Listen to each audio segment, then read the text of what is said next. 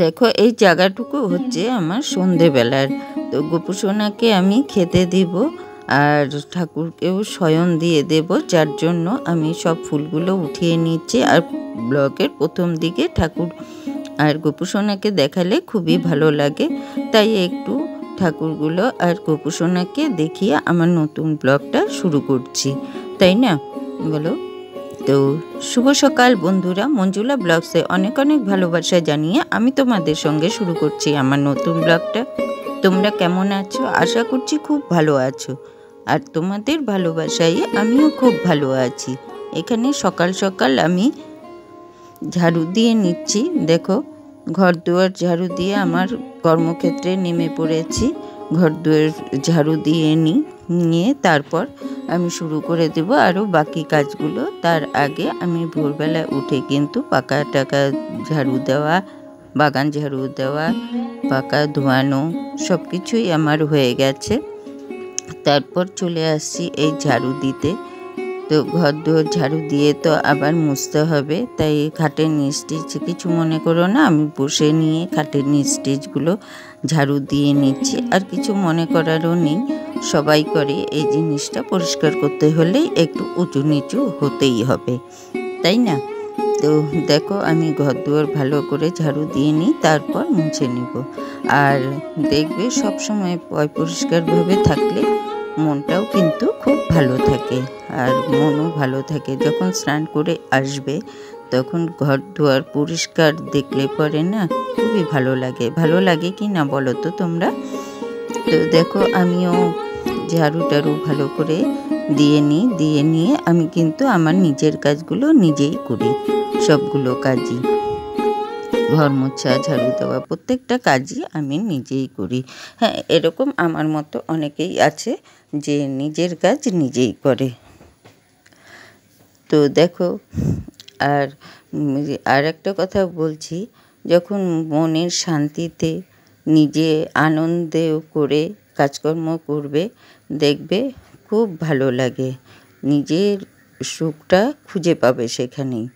আর সংসারে সুখী হতে গেলে তখন নিজে খুশি মনে কাজকর্ম সব কিছু করলেই নিজেকেও খুশি রাখতে পারবে আর অন্যকেও খুশি করতে পারবে। তো আমার সংসারে অবশ্য কেউ নেই, শ্বশুর শাশুড়ি কেউই নেই, তথাপি আমি ছেলে স্বামী নিয়ে বেশ সুখেই আছি।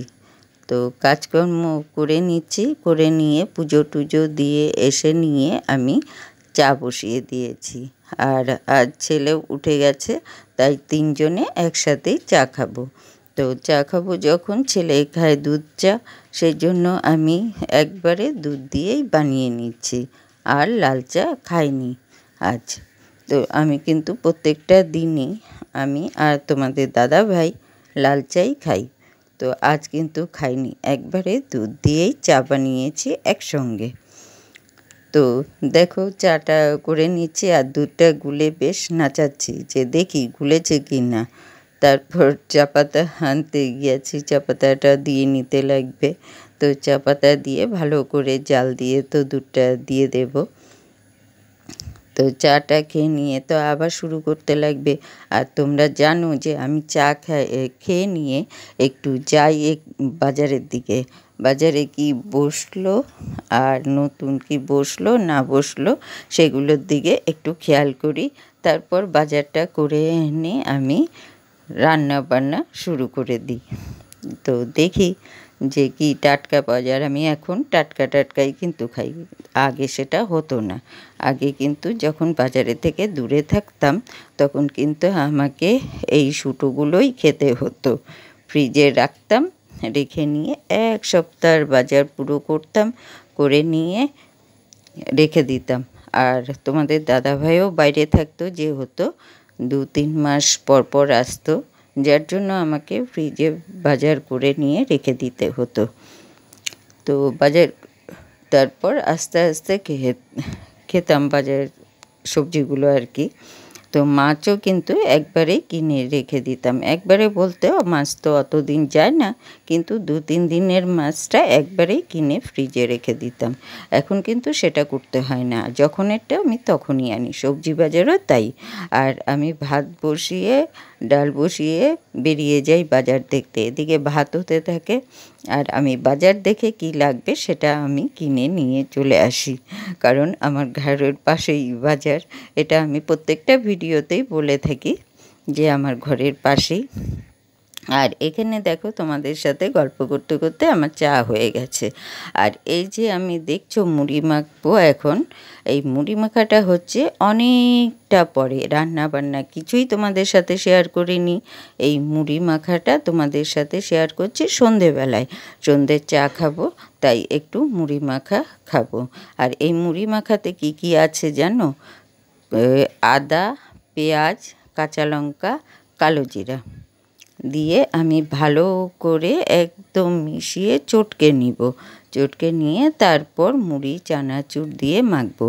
আর তোমরা দেখবে যারা পেঁয়াজটা না খাও শুধু আদা আর কালো জিরা আর কাঁচা লঙ্কা দিয়েও মেখে খেয়ে দেখো, খুবই ভালো লাগে। আর যাদের শরীর খারাপ হয়েছে, জ্বর সর্দি কাশি মানে যদি হয়, এইভাবে মুড়ি মেখে খেয়ে দেখবে, খুব ভালো লাগবে। আর আমার শরীরটা যেহেতু খারাপ, মুখে একদমই রুচি নেই, যার জন্য আমি এইভাবে মুড়ি মাখাটা খাচ্ছি। আর দুপুরে যেন একটা ফোঁটা আমি ভাত খেতেই পারি না, যে কোনো কিছু খাই মানে একদম তেতো লাগে খেতে, যার জন্য এইভাবে মুড়ি মেখে খাচ্ছি। এখন আমি একটু চানাচুরও দিয়েছি মুড়ির মধ্যে। তো তোমরা যদি মানে অনেক সময় হয় যে চানাচুর না থাকে বা অনেকে আছে চানাচুর বা পেঁয়াজ দিয়ে খায় না, তো তখন তোমরা এইভাবে কালো জিরা আর আদা আর কাঁচা লঙ্কা চটকে খেয়ে দেখবে, কাঁচা তেল দিয়ে সর্ষের তেল দিয়ে মেখে দেখবে কতটা ভালো লাগে, মুখে রুচিও আনে কিন্তু। আর আমি এই যে আমি খেয়েছি মুড়িটা, আমার পেটটা কিন্তু ভর্তি হয়ে আছে, এখন কিন্তু আর ভাত খেতে ইচ্ছে করছে না। যেহেতু রাত্রবেলায় আমি ভয়েসটা দিচ্ছি সেই জন্যই বলতে পারলাম। তো দেখো দুপুরেও কিন্তু একটা ফোঁটা আমি ভাত খেতে পারিনি। আর আজকে যে আমি ভিডিওটা দিয়েছি সেখানে দেখবে আমি ভাতটা সুন্দর করে গুছিয়ে নিয়েছি। তো কিন্তু গুছিয়ে নিয়েছিলাম, কিন্তু একটা ফোঁটা আমি ভাত খেতে পারিনি। আচারটা চেটে চেটে যতটুকু ডাল দিয়ে মেখে মানে মুখে দিয়েছি আমি ভাতটা, কিন্তু তার বাইরে আমি কিন্তু এক ফোঁটাও ভাত খেতে পারিনি। যার জন্য যখন আমি ভিডিও করছিলাম তো ভিডিওটা অফ করে দিয়েছিলাম, জানো, খেতেই পারছি না।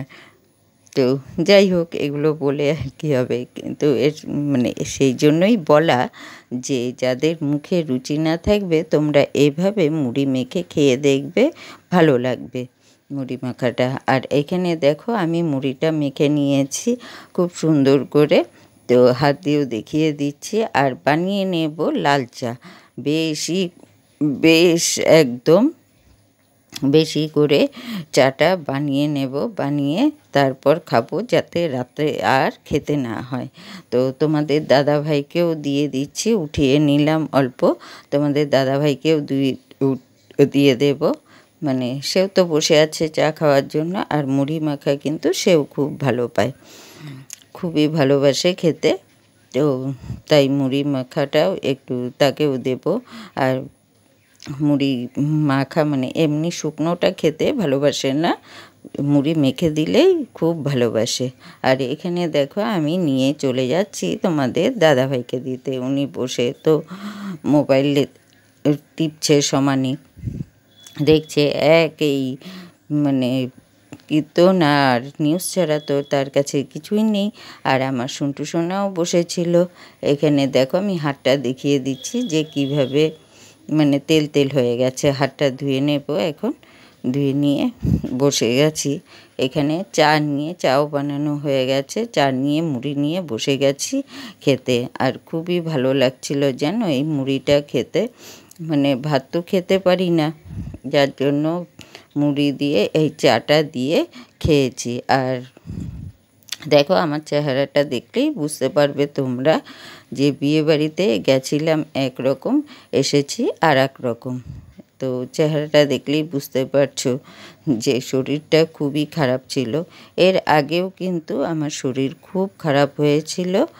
তো তারপর একটু ভালো হওয়ার পর, ডক্টর দেখানোর পর যখন ভালো হয়েছি, তো গেলাম বিয়েবাড়িতে। সেখানেও সেখানে আসার পরে, সেখান থেকে আসার পরে আমার জ্বর হয়ে এলাই কারবার। তো কী আর করব, কপালে যদি থাকে আর কি, তো কিছুই তো করার নেই। তো দেখো মুড়িটা কি মনের সুখে খেয়ে নিচ্ছি। তোমরাও কিন্তু খাবে এইভাবে, দেখবে কত ভালো লাগবে। দেখো আমি যখন ভয়েসটা দিই কতবার যে অফ করেছি আর কতবার যে অন করেছি সেটা বলার মতো না, কারণ বারে বারে কাশিটা উঠছিল, যার জন্য গলাটা আটকিয়ে যাচ্ছিল আর কাশিটা উঠছিল। আমি ঠিক মতন ভয়েসটাও দিতে পারছি না কাশিটা যখন ওঠে। এর আগেও তো একটা ভিডিও আমি দিতে পারিনি, দিন পরপর দিতে হয় যেহেতু, কিন্তু আমি দিতে পারিনি, একদিন গ্যাপ গেছিলো। তো দেখো মুড়িটা খেয়ে নিই, ভালোই লাগছিল মুড়িটা খেতে, ভাত খেতে ভালো লাগে না। তারপর আমি সোজা চলে আসছি গোপু সোনাকে সন্ধ্যার সময়, সন্ধে টন্ধে দেওয়া শেষ, সন্ধ্যের খাওয়া তো হয়ে গেছে, এখন রাতে যে খাবারটা দেব সেটা দেওয়ার জন্য চলে আসছি।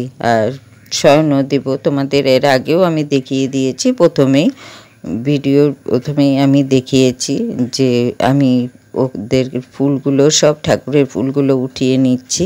তো গোপু সোনার খাওয়া দাওয়া হয়ে গেছে, এখন আমি ওর সব গয়নাগাটি খুলে ফেলছি, কারণ এগুলো পরে তো ঘুমোতে পারবেন না, যার জন্য সবারই তো অসুবিধা হয়। আমরা যখন কিছু গয়নাগাটি পরে ঘুমাই, নিশ্চয়ই আমাদেরও অসুবিধা হয়, তাহলে ওরও তো অসুবিধা হবে, সেই জন্য খুলে নিচ্ছি। আমার গোপু সোনার সব গয়নাগাটি খুলে রেখে দেব, আবার কাল সকালে পরিয়ে দেব। এই দেখো আমার গোপু সোনা কতটা ছোট, অনেকটাই ছোট। ওকে যতই ছোট জামা পরাই না কেন সব বড় বড় হয়, জানো, সব বড় বড়। এই দেখো দুলিয়েও দিচ্ছি, একটু আদর করে দিই, তারপর তো ওনাকে ঘুম পাড়াতে হবে গান করে। তো দেখো ওনার জামা কাপড়ও খুলে দিব, আর ওর সেরকম জামাও আমি ওকে পরাতে পারি না, এতটাই ছোট জানো। দেখো মাথাটা ধুলে তো ব্যথাও পাবে, তাও ধরে একটু দেখালাম তোমাদেরকে। তো দেখো কতটা ছোট। তো কী করবো বলো, এত ছোট যখন, আর তো উপায় নেই, ধরাও যায় না, একটু আদরও করা যায় না জানো। তাও আমি ওভাবেই আদর করি, কারণ ও তো খুবই ছোট না, ওভাবেই আদর করি। ছোট হয়েছে তো কি হয়েছে, ছেলে তো আমারই। তো দেখো এই যে আমি ওকে বসিয়ে দিলাম, তারপর ঝেড়ে টেরে নিয়ে বিছানাগুলো ঝেড়ে নিয়ে ওর বালিশ টালিশগুলো দিয়ে দেব, ও ঘুমিয়ে পড়বে, এখন ঘুমিয়েও পড়বে। দেখো তাকিয়ে তাকিয়ে দেখছিল, কিন্তু আমাকে তাকিয়ে দেখছে আর হাসছে, ভাবছিল যে আমি ওকে ঘুম পাড়াবো কি না। হ্যাঁ রে, তোকে আমি ঘুমটা পাড়িয়ে দেব, যাব না। তো দেখো এই যে সব ঝেড়ে টেরে নিয়ে আমি বালিশটা দিয়ে দিলাম, বালিশ দিয়ে ওকে ঘুম পাড়িয়ে দেবো এখন, দেখছো। আর এখানে কিন্তু আমি গান করছিলাম, ঘুম পাড়ানি মাসি পিসি মোদের বাড়ি এসো, খাট নেই পালং নেই চৌকি পেতে বসো, বসতে দেব রূপোর চেয়ার, শুতে সোনার খাট, বর্ষাকালে নৌকা দেব, হাওয়া খেতে মাঠ, আম কাঁঠালের বাগান দেব, ফল ফলাদি হবে, মাসি খাবে পিসি খাবে, গোপু সোনা খাবে রে। তো দেখো বলে বলে আমি ঘুম পাড়িয়ে দিয়েছি।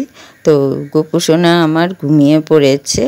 এখন যেহেতু গরম আছে, যার জন্য আমি এই যে ওর চাদরটা একটু পাশেই রেখে দিই, যাতে ঠান্ডা লাগলে গায়ে দিতে পারে, তাই না, বৃষ্টিও তো হচ্ছে, তাই ওর পাশেই রেখে দিলাম। তো পর্দাটা টাঙিয়ে দিই, সব ঠাকুরই স্বয়ং দিতে হবে না, তাই পর্দাটা টাঙিয়ে দিলাম।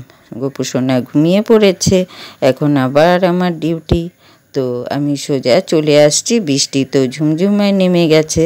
তো বাইরে কিছু কাপড় ছিল, বাইরে বলতে আমার বাইরে প্লাস্টিক টাঙানো আছে, আর সেখানে কিছু কাপড় ছিল, সেগুলো ঘরে এনে আমি খাটের স্ট্যান্ডে মেলে দিচ্ছি। আর আমার ভিডিওগুলো যে রান্নাঘরে দেখেছো ওগুলো একটু নীল নীল দেখা যায়, কারণ হচ্ছে আমার বাইরের যে প্লাস্টিকটা ওটা হচ্ছে নীল নীল ধরনের। তো আমার ভিডিওটা কিন্তু আমি এখানেই শেষ করব। তো আমার ভিডিওটা যে যেখান থেকে দেখছো তাদেরকে অসংখ্য ধন্যবাদ, আমার দেশের বা বাইরের যেখান থেকে দেখছো। আর আমার ভিডিওটা যদি কোথাও একটু ভালো লেগে থাকে তাহলে আমার পাশে থেকে বন্ধু হয়ে যেও, কেমন?